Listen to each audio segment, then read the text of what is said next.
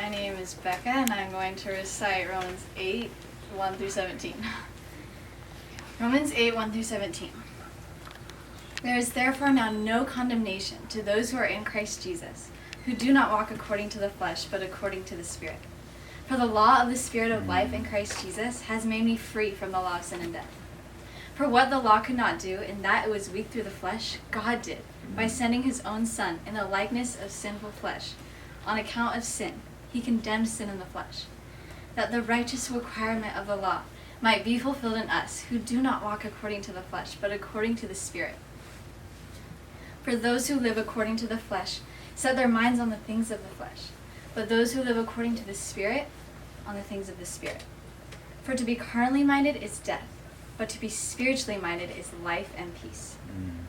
Because the carnal mind is enmity against God, for it is not subject to the law of God, nor indeed can be. So then those who are in the flesh cannot please God. But you are not in the flesh, but in the Spirit, if indeed the Spirit of God dwells in you. Now if anyone does not have the Spirit of Christ, he is not his. And if Christ is in you, the body is dead because of sin, but the Spirit is life because of righteousness. But if the Spirit of him who raised Jesus from the dead dwells in you, he who raised Christ from the dead will also give life to your mortal bodies through his Spirit who dwells in you. Therefore, brethren, we are debtors, not to the flesh, to live according to the flesh. For if you live according to the flesh, you will die. But if by the Spirit you put to death the deeds of the body, you will live. For as many as are led by the Spirit of God, these are sons of God. For you did not receive the spirit of bondage again to fear, but you received the Spirit of adoption, by whom we cry out, Abba, Father.